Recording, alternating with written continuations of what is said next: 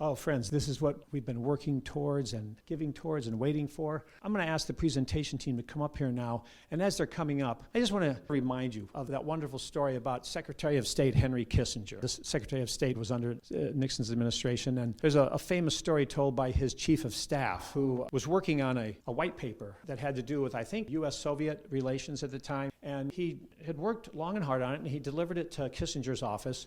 And a couple of days later, he got it back with a note that said, "Is this your best work?" And he thought, "Whew, that was kind of harsh." But he says, "Well, maybe I could have done a little bit more research here or there."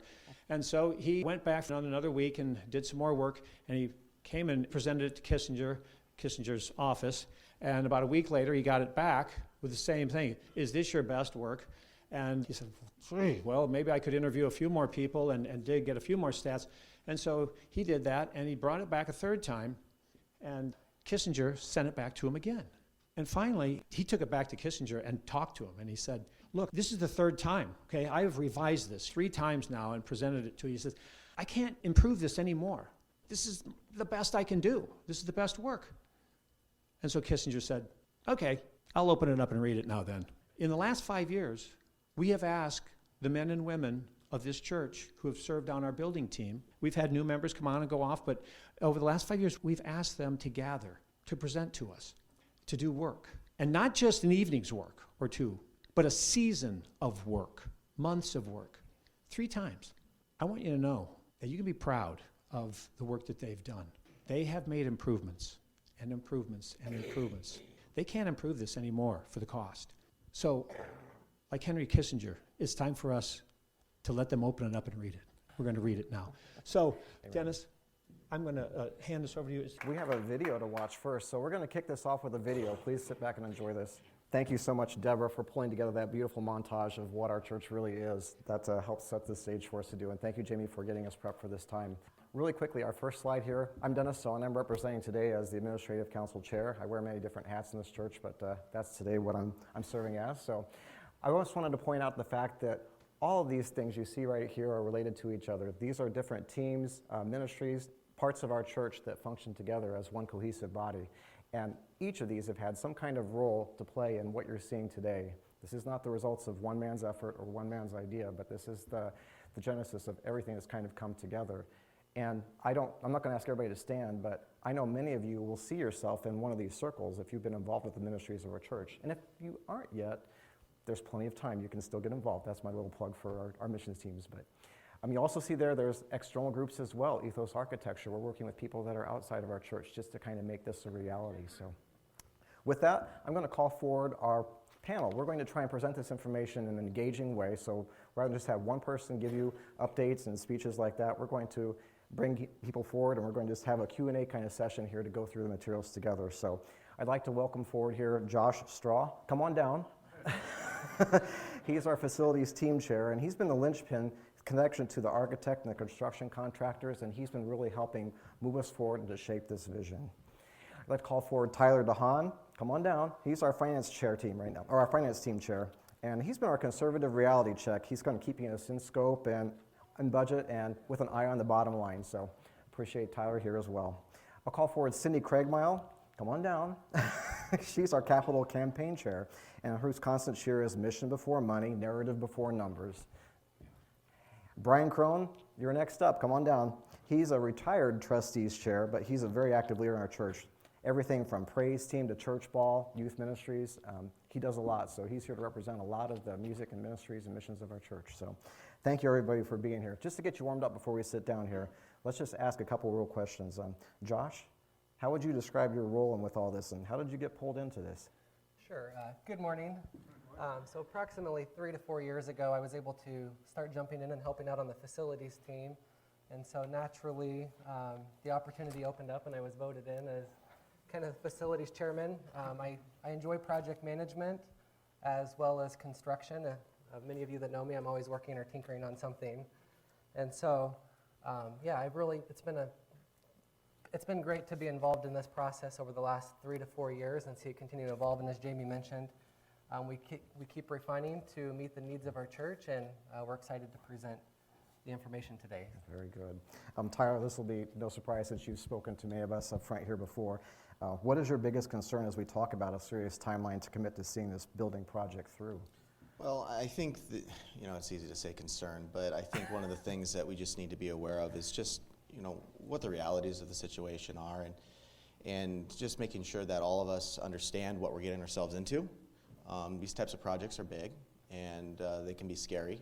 They're not necessarily mean that it's not going to work, but we just need to make sure we understand what we're doing and what we're getting ourselves into and what the risks are. And I think that's different for everybody. Everybody has a different view on that, and I'm not here to tell you what you should or should not believe, but I think it's just here to provide the facts for you, and then you can make an educated decision on your own.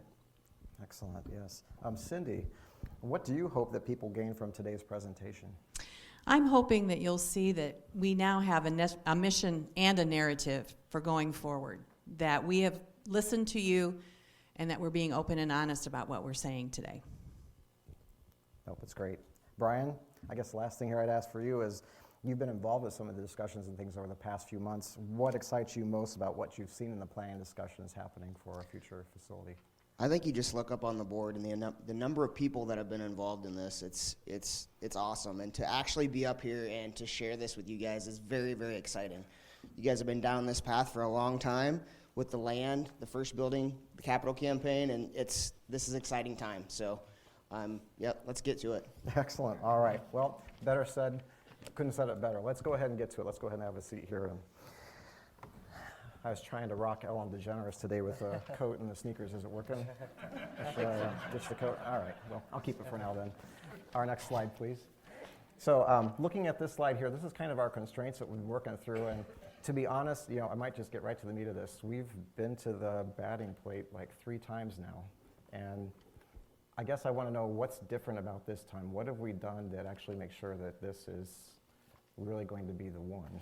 Sure. So as we look at these 4 key categories, kind of since 2018, we've really spent a lot of focus on kind of refining and hitting on each of these areas. Back in 2018, when we presented the scope of what we called our MVP, minimum viable product, it was really a design that no more, no less. This is what it would take to kind of build to operate on Sundays. But kind of following that feedback, we heard that maybe that was not enough, which we'll kind of get into here in the next slide. And then also kind of following that presentation, our budget. We needed to better understand our budget and doing a full financial analysis, which Tyler will get into momentarily. Also our strategy. A lot of our MVP presented in 2018 was very much focused on a 2-site church approach. So it would not allow us to operate and do all the things that our programming needs are for today. And so that's one thing we'll see drastically change in our strategy of what's being presented. And then, of course, time, right? All of the other 3 categories are very dependent on time and when we can successfully move this project forward. Very good. Well, we're talking about time here. Let's go ahead and go to the next slide here, and we can take a look at kind of the journey of where we've been and where we hope to go. As far as what I see up there, and everybody has a chance to kind of take that in, and if you have trouble seeing that, I think we'll have some materials available. You can see this more easily later too. But I'd ask Cindy, Josh, Tyler, maybe especially, what are the key decisions or milestones from this timeline that people here may not be aware of or really need to make sure they understand have been made, decisions have been made? So in 2018, as we presented that MVP, we did hear a great response, and that was exciting. 90% of our congregation said, let's do something, let's move forward. So coming out of that, again, there was 2 key things that we needed to continue moving forward on, and that was really to understand our purpose and our missions moving forward, as well as doing the full financial analysis. So as we got into 2019, the 2-site ministry team brought forward recommendations of saying we need a 1-site approach for building on our land. And so that's really what we're focused on here today, is presenting what we've heard and what you've asked for. Some of the other key decisions for 2019, our ad council came to a decision on joyful noise, really being an important part of our church and moving forward with us. So as all of these things came together in 2019, our capital campaign committee began the planning efforts, the facility team kind of re-engaged to start pulling all this information together. And on a short timeline, kind of really since kind of December into to today, we've been working multiple hours weekly to get everything on paper, working with our architects. So, I mean, really with the information we're presenting today has really came together in a matter of a couple months. And so we're very excited. As we, just kind of briefly, as we look ahead to 2021 and 2022, you know, breaking ground is, again, the budget and information that we've received just as of Friday, while it, you know, it's over what we expected, you know, that's one of our biggest challenges is the kind of the cost of construction in Waukee, and then also meeting our programming needs. But what you've asked for and getting to breaking ground, you know, it's going to take all of us to really make that happen. Yeah, I think probably the most important thing too is it'll take all of us, but it's going to take the future us as well, because we expect our church to grow and new people to get involved as we get into new location, right? Yeah. Anything else you'd like to add to that or pull out from this timeline before we move on to the next slide? Well, I would just say this, a couple of things, and this probably ties right into what I'll discuss here in the next slides. But as we were going through the financial process, starting in 2018, one of the things that we went to is we went to the banks and kind of did a mock request for proposal, try to get an idea of what the terms would look like, what the loan rates would look like, what the term of the loan would look like. And we brought that back to the finance team and to ad board, and we kind of determined that given our church's demographics, that we could mortgage about $2 million. And so we could take out a loan for $2 million. And so as we moved through that process, we got to the end of 2019, and one of the things that the architect had come back and said is, I really need a budget. I need you guys to give us a budget, a scope, and where we can go. And so we talked a little bit and collaborated, and we had determined that given the fact that we have, at the time, I think it was $850,000 in the capital campaign account, and we were going to do a one-site ministry. Running it through that process, we had determined that we would have a budget of around $2.8 to $3.1 million. And so that kind of leads us up to where we're at now from a financial standpoint, from a budget standpoint, where we know that we can loan reasonably up to about $2 million, and that we had given the architect a scope or a budget of about $2.8 to $3.1 million. Okay, well, thanks, Tyler. Let's go ahead and move on to the next slide then, and just kind of compare a little bit 2018 to where we envision 2020 facility could cover. Sure. So in 2018, the proposal that we brought forward was, again, the minimum viable product, no more, no less, and that was at 12,500 square feet. That had minimal office space, minimal narthex space, kind of more of a serving kitchen, not a full kitchen. The classroom space was kind of just right off the narthex, so minimal security for the education wing, or if we can call it an education wing, it was more just classroom space. No youth room, no meeting rooms, and all of this at that time came in at a cost of around $3.5 million. And so, as the slide's titled, we heard you, so we wanted to take your feedback as we came forward with a one-site recommendation of how do we start to incorporate these other elements into the design. And going into it, right, we were targeting that 2.8 to 3.1 million, but as you add in a kitchen, a full kitchen, just as we have today downstairs, as we add in an education wing to operate for both Joyful Noise and Sunday School, there's really great aspects to it, but that comes at an increase in cost. The other great thing about the overall design is we have plenty of storage and more storage. I think one of the things our church has troubles with is getting rid of things. Is that what I Yes. understand? So storage might be a premium. Additionally, right-sizing the sanctuary space. So in the earlier design we saw, it could be up to 500 members.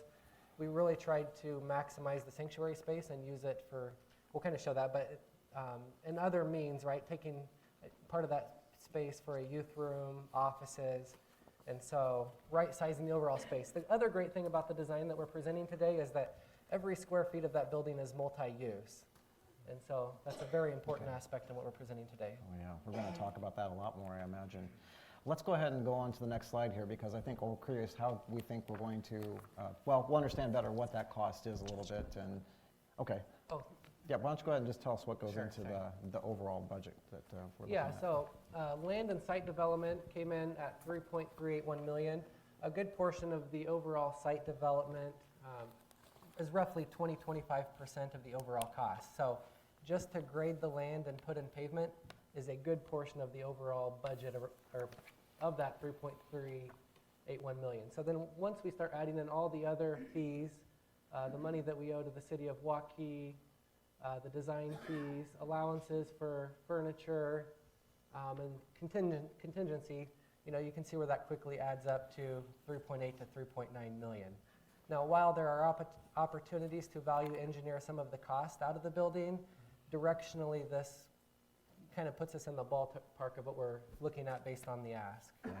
And I know I didn't ask this earlier, but basically, we were concerned about the rising cost of construction and things like that, but really, our waiting this long, this difference isn't due to that so much as it is due to we're making this facility fit what our ministry needs are, right?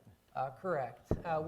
We've done studies just in terms of cost of construction, and the numbers that we've received back per square foot are pretty competitive. Of course, there's always opportunities to continue improving, but directionally it's the square feet and all the programming needs that we're putting into the building. Okay, no, thanks for sharing that. The next slide here, I think, is where I was going to ask Tyler to kind of explain a little bit about how we anticipate covering that particular cost. Yeah, I think, so I talked a little bit about the process earlier on, right? And there's a lot of different ways that you can look at it. And I'm in the finance industry, and there's a lot of times you get a lot of different opinions. One of the things that's important to understand is as you go through these types of processes is that you always try to want to take a look at certain parameters. And the reason why you want to look at certain parameters is because it allows you to gauge risk. At the end of the day, we're taking on a risk, whether we decide to do nothing or whether we decide to do something. You're always taking on risk. It's just a matter of how much risk, and is it acceptable to you? And so one of the things that, one of the rules of thumb that generally is talked about is the third, a third, a third rule.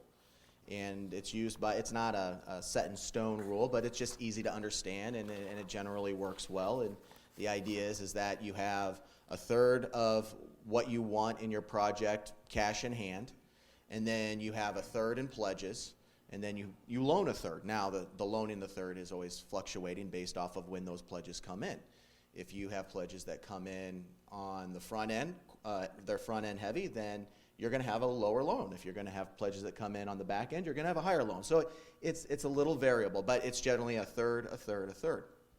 So if we take a look at where we're at right now, and the numbers that we got back from the architect and the construction company were that it's going to be around $3.9 million. And I'm using 3.9 because I'm using easy numbers here.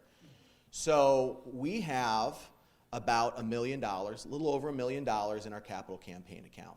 And we had a fantastic and a very successful last capital campaign. We raised over $800,000. By all accounts, very successful. The people that put that together, and this congregation should be really, really proud of that. And on a note, before I forget, I have to thank Josh and Cindy for all the hard work that they've done the last 6 months, because they spent a lot of hours away from family, talking with people and collaborating. And so they really should get a round of applause for that later on. So, moving on, we have $1 million, all right? We've decided that it's just not feasible for us to have a two-site ministry. A lot of the reasons why is because it's going to be too much of a cost to maintain 2 sites. So when we get out to the new facility, that means that we're going to sell this facility. We've talked to realtors in the area, and they have said that this facility could go, and again, you never know what the facility is going to go for until it's actually sold, but it could go anywhere from $250,000 to $500,000. So if we assume it's more on the lower end at $300,000, that puts us at $1.3 million. So we've hit that 1/3. We have 1/3 of cash on hand or capital. So what that means now is that we are going to have to raise about $1.3 million. If we decide to continue the 2-year time frame that we originally had, then that means that we would need to raise $650,000 this year and $650,000 next year. That number obviously is a big number. It's not insurmountable. I think if you take a look, I've been in the finance industry for a while now, and I know that when I take a look at various numbers, I'll look at certain situations and be like, there's no way that's going to work. And then I'm going to look at other situations, I'm like, oh my gosh, there's no way that this is going to fail, and I'm completely wrong. I mean, you just never know. You just never know. So what I'm saying of that is that you look at that number and it looks pretty big, but we don't know what, I mean, I tell you, every December I come up in front of the congregation and say, we need $70,000 to balance the books, and we manage it. And 2 years ago, if you asked me if I had to go up and talk to somebody about that, I'd say there's no way. There's no way we're going to raise $70,000, and we do. But needless to say, it is a heavy lift, and what that's going to require is it's going to require some major donations. It's going to require some donations of over 6 figures. And so one of the things that we need to keep in mind is that if we get that 1.3, it doesn't necessarily mean the loan is going to be 1.3, but it should generally keep us within that $2 million parameter. One of the things, and I think I'll make sure that I look at my note here real quick to make sure I hit on all my key talking points. One of the things about the capital campaign is that the last capital campaign we had about 90 giving units give to the capital campaign. On average, for the church operating budget, we have about 163 giving units. So we're going to need all 163 to make this work. And, you know, one of the things that I always am reminded of is that, you know, if God wants us to be out there, money's going to show up. It's going to show up. If he doesn't want us to be out there, it's not going to show up. I don't know what God wants us to do. I mean, I think that's something that each one of you are going to have to figure out for yourself. I can't tell you. I don't know. If he wants us to be out there, the money will show up. If it doesn't, it won't. And I think the other thing to be aware of, this is my last point, and then I'll hand it over to the rest of the panel, and you can stop listening to me, because nobody wants to listen about finances. But if we decide to move forward and we don't raise the $1.3 million, it doesn't mean we can't move forward. What that means is that we're going to take on additional risk. So if we have a higher loan than more than $2 million, or we have a higher cost than 3.9, because construction costs sometimes go up, doesn't mean we can't do it. I'm not saying that. I'm just saying that with that results with increased risk. And everybody has different risk tolerances. That's one thing I've noticed. Some people are going to look at that number and be like, let's do it. And some people are going to look at that number and be like, I don't know. It's just everybody's different, and everybody views that differently, and so that's really up for everyone else to decide on how you want to go forward with that. But, you know, that's kind of how we walk through those numbers, and, you know, you'll have to make that decision for yourself. Oh, thank you, Tyler. Yeah, I think we'll have to figure out how we transfer that risk to the man upstairs, right? I think that's really what we'll ultimately have to do. We've covered a lot on the finance, and I thank you for filling us and walking us through that. Maybe we actually want to get to what this actually could buy us as a church, right? You want to tell us, Josh, just a little bit about what we're seeing here? Remember, this is a draft if you can't read that on the words there. Net square footage, we're just over 13,000 square feet. Total gross square footage, 14,374. And the reason why there's an increase in the gross square footage, there's a mezzanine area that would provide an AV booth as well as additional storage. And so we'll cover more of that in the next slides. But as we laid out the facility plan, the team really focused on kind of relationship diagrams. And so as you enter the narthex area, a good example is the kitchen on the left in kind of the lighter greenish blue color. And so the relationship the kitchen the relationship the kitchen serves there is to the joyful noise area as well as, or the education wing as well as the narthex space. So there was a lot we focused on in this design of just, again, making each area multi-use and making sure that all the relationships played well in the overall design. Yeah, no, I would say that there's really 3 kind of centers or areas to this church, and we're going to walk through those here in just a moment. There's that central narthex area, which is kind of the gathering space or the hub of our community hub. And then we've got the worship center, and then we've got the education center. Let's go ahead and let's move forward to the next slide here just to take a look at what the narthex area specifically looks like. There's a lot here. I think maybe anybody in the panel here, do you want to just kick off and share what you like most about this space?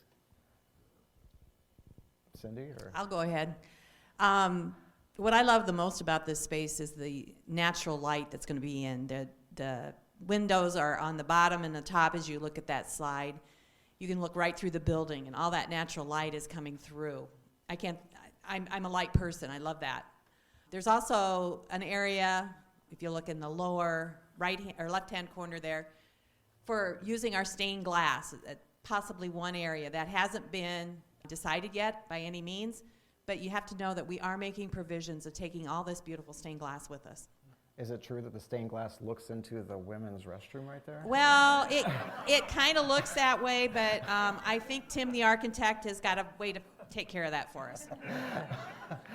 So kidding aside, this really is one of the ways that this is still going to be Waukee United Methodist Church when we get to the new building. So this space here too, is it going to be big enough to accommodate and host like the table or funeral dinners or things like that that our church typically has to work very hard to make happen downstairs or other spaces? Sure. So the narthex overall is approximately 2,000 square feet, and so we've seen seating and table layouts, kind of depending on whether it's round or square tables, that could seat 80 to 120 people.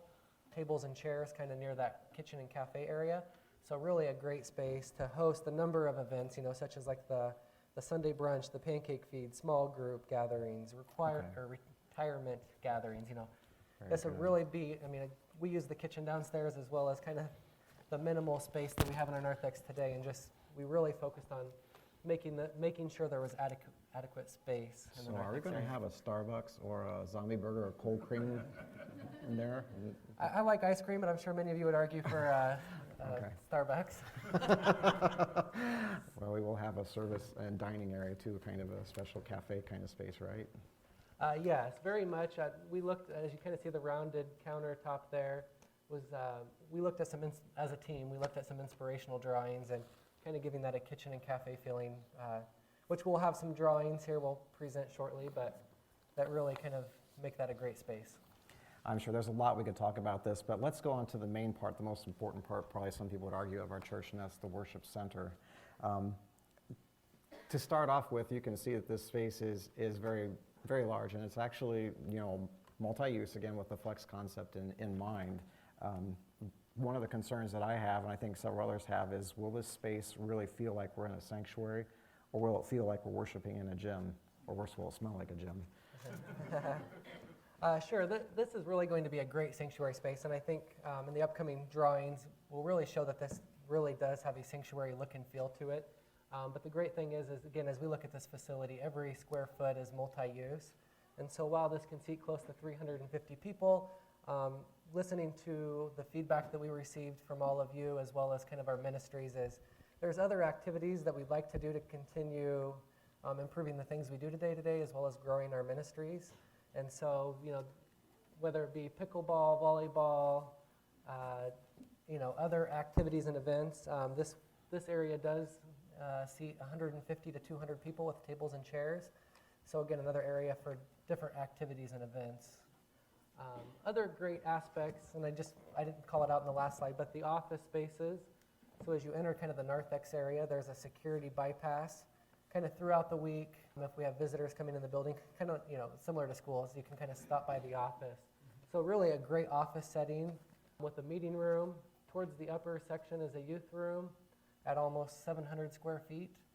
So really a nice space that could almost be divided into two and be used for adult ministries as well. And a large space to meet all of our music ministry needs at about 1,000 square feet. And that's about a 25% increase from the previous design just in the stage space. No, very good. And I think, you know, one of the other things we talked about too are, and syndicating on this, but what are the options for Jesus to come with us? Sure. In a lot of ways, right? I think one of the things that we've been kind of excited about or talking with the architect is maybe this beautiful stained glass window can still be the centerpiece of our stage area in the new worship center. I know you'd have concerns about bouncing balls all over the place, and one of the things that this area does have is there's a screen that will come down and protect everything that is behind that screen when services are not in session. That will protect the organ, the bells, praise team equipment. Everything will be behind that screen and cannot be hurt by balls and anything else that would be flying in that room. No, very good. That's very important. So, now thank you for sharing the update. Let's just take a look visually what that space might look like. Again, these are conceptual. If we meet our campaign goals and we I don't know, you want to tell us anything real quick about what we're looking Sure. at here in the corners? So as we look at the conceptual drawings, upper left, the narthex space, this shows just more of, couch, chairs. But again, this is the space that we were discussing earlier, could seat, I believe it was 80 to 120 people with tables and chairs. And then the other spaces kind of show the worship center and what that might look or feel like. Again, these aren't set colors, flooring, paint, none of that has been set at this point. But just kind of gives us a sense of space. Yeah, okay, lower right-hand corner. So as we talk about maximizing space, you'll see the office areas located towards the bottom where you have windows. Above that space is all storage that would go above the office space and the youth room, as well as an AV booth. So that's where that additional gross square footage plays in, is how could we maximize the ceiling height space, but also as we want storage and more storage for the things that we want to take with us.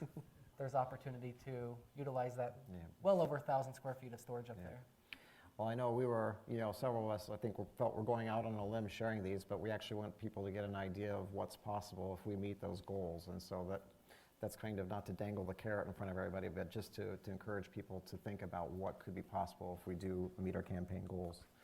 Let's go ahead and go to the next slide here. The third area of space, and I know that we're going over a little bit here, but we wanted to make sure we cover the most important things here too. The education center space. One of the things that make sure we understand too, changing our mindset that joyful noise is kind of this appendage to us or part of us. We want to make sure people understand that joyful noise is part of the church and is going to be with us as we go to the new facilities. So we're kind of excited to see how this space can be shared with the joyful noise programming at the same time as our Christian education goes on. So where would a youth go to Sunday school, or a young adult, or a baby, for example? We got space Off for the it, right? narthex area, as you take a left and go down the hallway there, we're really looking at a secure entry point. So as to, for the normal flow of traffic throughout the week, we can really make that a secure area to the education wing. Some great things about this space is again, multi-use, multi-purpose. So both joyful noise and Sunday school needs would be met in that large space. Also, there's a large nursery room in the lower left, another storage and mechanical room that provides plenty more storage. All great things kind of with that education wing. And then as we talked about earlier, the kitchen can serve both to the narthex. It can also be locked down. Security is a big part of yes. To joyful noise, where it can be used for other events throughout the day. Yeah, that's a key point too. Joyful Noise can continue their programming at the same time. If we have to have a funeral dinner or other church activities going on in the other part of the church, it will be okay and uninterrupted, right? Correct. Yes. And others might have some great aspects or thoughts on what they like about this space, but we really tried to provide a lot of focus. Anything else you'd like to highlight? Otherwise, we're going to see where this actually all sits on the property. Okay. Okay, this is actually, the conceptual design of where the actual property would sit. Anything you want to point out here specifically? There's a lot of green space there, so I'm assuming it's going to take a lot of volunteers to kind of keep all that space in order, right? Correct. There's continued opportunities to evaluating the overall site layout. A lot of where you see the entrances today are dictated by the city. So we have to be so far set back from Telby Lane and LA Grant Parkway. Additionally, the neighbor to the south of us, which will be a medical plaza, we were asked by the city to have kind of a shared entrance as to kind of limit the number of turns to LA Grant Parkway. So the team really looked at a couple different site layouts and variations. One, again, with site development being one of the biggest portions of the overall cost, was how do we really minimize the amount of parking spots? And do we want just one entrance, or do we want two entrances or exits to and from the property? This was one that we had decided on just because it was a few thousand square feet less of pavement, but still provided an entrance and exit from both streets. And yeah, the green space is super nice. And so that was an important aspect of our programming needs as well, as how do we utilize the green space out there? I've heard things like a pizza oven, city park, amphitheater, even a greenhouse on the property might be possible. I mean, I don't know if that's future ministries that we're envisioning, but those are all exciting things that could be possible with the space being provided, right? Yep. I'm not a good Q&A person if I'm answering the question before I give it. Let's take a look at what It some goes of into these- the missions and the narrative. Let's take a look at what some of the conceptual renderings look like, if you want to share those real quick. Sure. Our team took a look at a number of exterior designs, and so really this was a team effort into taking various designs and conceptual drawings and bringing them all together in what you see today. So this is a precast concrete building as presented in earlier designs, but really we tried to, there's a nice accent off the corner there with a cross on it, as well as plenty of windows and lighting kind of to the worship center. So, and then as Cindy called out earlier, the glass windows kind of looking through that narthex space really makes it warm and welcoming. Well, I know it's a lot to take in, and it's hard not to make this connection with something that's physically real, but at least this is giving you a flavor for what our investment or what our contributions, what our gifts could actually go for and provide for this congregation and this ministry. I think we just have a few final thoughts here. There's a lot of people we want to individually thank, and I might let Cindy offer her thanks here at this time, because as a capital campaign team, we're going to have a lot more things to look forward to, right? That's right. I'd like to thank everybody that's on this list and all those that I'm sorry if we've missed you in this process. It was not intentional at all, but I think it speaks to the fact there is a lot of people that have been involved in putting this together so far.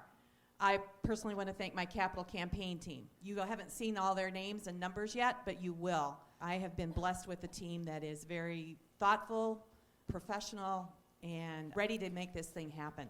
Capital campaign will start here in the next few months. Please stay tuned for updates. We have a large goal. There is no doubt about the fact that that well over $1 million goal is a stretch for us. But I believe we can do that, and I believe we can break ground a year from now, which is what our target is. If you haven't seen it on all of these slides, we are having a very special year this year. We are celebrating our 105th year of being Waukee United Methodist Church. That's 150, right? 150th. Perfect. Okay, what did I say? I'm sorry, I worked on the 125th, so I might still be back on that one. We're at 150 years. 150 years ago, a group of faithful believers came together and founded our church. They founded our church. In the early 1900s, that same group of believers walked in a step of faith and built a little white church that just sat west of here. We can still see a lot of that church in our windows. These windows came out of that church that was built in the 1900s.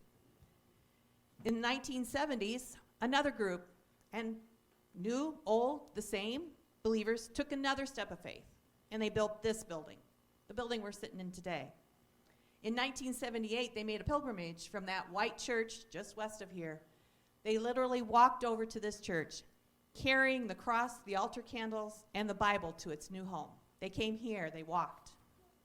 In 2006, many of us took another leap of faith when we purchased land right in the middle of a growing community and our school district, right smack dab in the middle of all of our middle schools. Does that sound like something we could be involved in?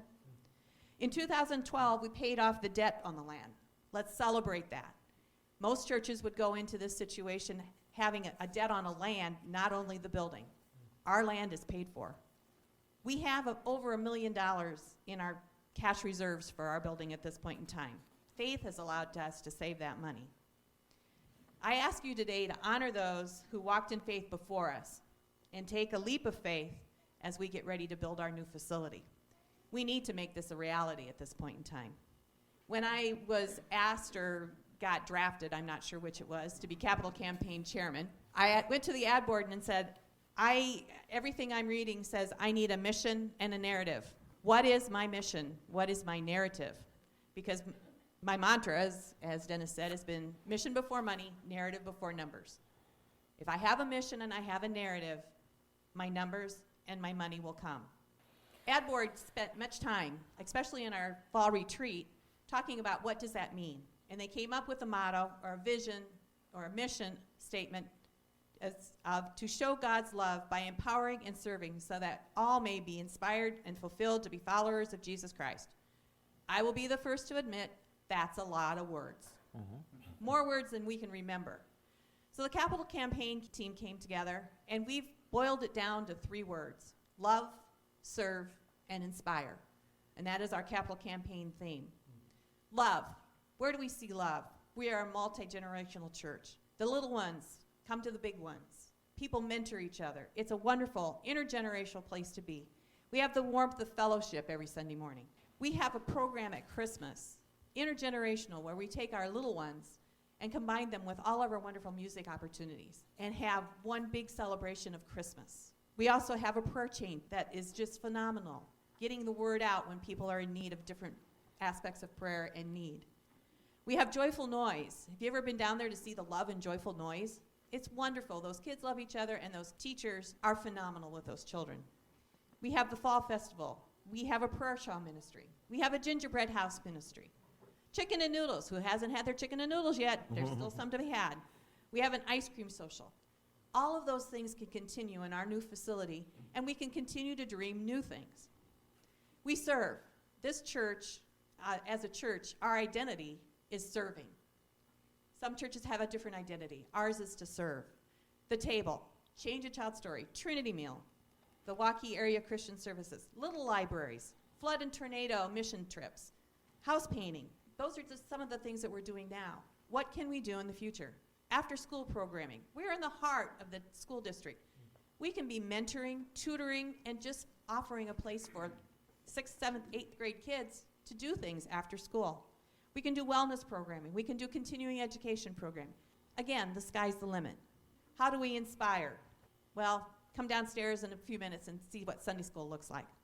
I've been honored, and I say that word, I do mean honored, to be teaching pre-kindergarten kids for many, many years here.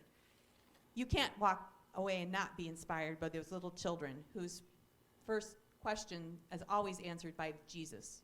I, again, after that, get a chance to work with many of these kids in confirmation. Again, it's just awe-inspiring to see how their faith has grown and how that continues to grow. We have adult group, small groups, family small groups, VBS, youth groups, our Christmas tree. Who isn't inspired by walking in and seeing the Christmas tree for the first time each year? We can do things like MOPS, family nights, outdoor activities for the young and old. We have to have this to have an opportunity to dream. We need to figure out how can we impact our community. So in closing, I ask you to do this.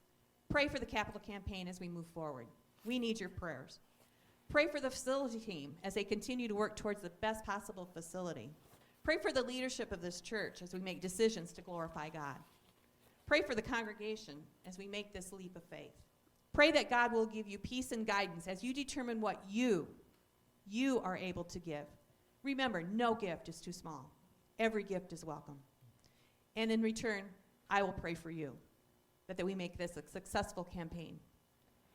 Those of you that know me, I'm pretty much a half full glass. Try to be positive. My family brought me to that yesterday when I'm still trying to find the silver lining in the Iowa State basketball season. It's there. I just haven't found it. But I know we can do this together as a group. I hope you feel we've been open and honest with you today and that you can see that we have a vision and a narrative going forward. And I invite you be in a season of prayer as we start this. Reflect and see what we can do and how we can make this leap of faith. Very much. I think I'm ready for the last one there. Okay, well, I was going to say, I can ask my question now to kind of guide us and wrap this up, right? Mm-hmm. Yeah, so I think you've heard everything that we've had to share, and I appreciate your willingness to hang around here and listen to this, but I hope you understand it'll take a lot more than dollars to make this vision a reality. I think if anything, if you feel you can help, talk to someone. If you feel concerned or frustrated, talk to someone. If you have a great idea and afraid it might not be heard, talk to someone. I think the silence is the thing that could hurt us the most. And so please, the district is making a pledge to be connected and communicating with each other even better, and so as a church, I think that's something to get us through this. So for everyone here on the panel, in closing, what is basically a short, concise thing that you have excitement for what you've seen today about the future of our church? Yeah, the excitement I have is just all the people that have really came together to make this presentation today possible, and everyone that's really been involved in putting together this, making this happen. So many of us have been through this in a couple iterations, and so we're just ready to move forward and make this a reality. Perfect. Concise, Tyler, what excites you Potential. about our church? Excellent. Brian, what excites you about the future of our church? I'm excited to get all kinds of youth running around that building and see my daughters get married in that facility someday. Sweet. Oh man, I can't even think about that. You're brave. Cindy? I'm just excited about, I think we have a very true and thought out mission and narrative, and that comes from you. Why don't you go ahead and share your closing thoughts? I'd like to share just one thought with you as we go ahead forward here. Let your faith be bigger than your fear. I think that's enough said.